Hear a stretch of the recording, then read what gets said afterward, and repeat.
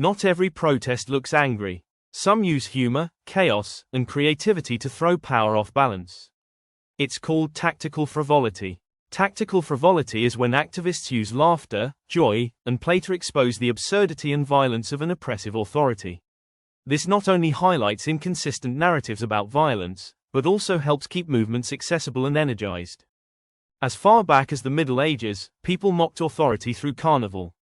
The Feast of Fools was a day when fools played kings, laughter turned the world upside down, and the bad behavior of the ruling classes got called out through humor. The Yippee stock market protest of 1967, led by Abby Hoffman and Jerry Rubin, involved the group throwing handfuls of real and fake dollar bills onto the trading floor of the New York Stock Exchange. The staged, non-violent and humorous act was a public spectacle designed to draw attention to unchecked greed and the absurdity of rampant consumerism as people died in the Vietnam War.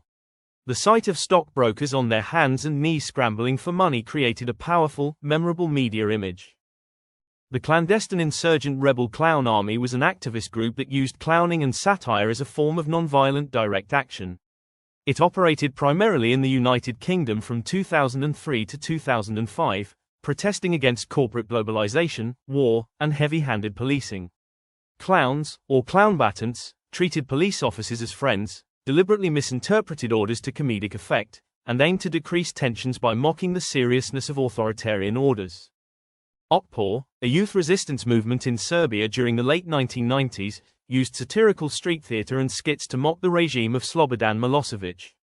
These creative, humorous, and nonviolent actions were highly effective in undermining the dictator's authority and helping people overcome their fear of repression. In one of their most famous skits, the activists placed an old oil barrel with Milosevic's picture on it in a busy public street. They then invited passers-by to hit the barrel with a stick.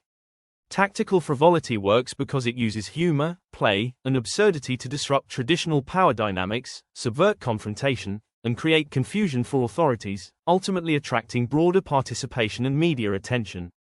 By making a spectacle that is so clearly non-violent, it shifts the narrative from one of violent conflict to one of performance. It also exposes authoritative lies about violence and extremism, especially when the media captures officers in tactical gear pointing weapons at people obviously engaging in silliness. Want to learn more? Check out these resources, and others, online or at your local library. Please follow us at History Bites Unlocked, where our small but mighty team is unlocking history for you, one bite at a time.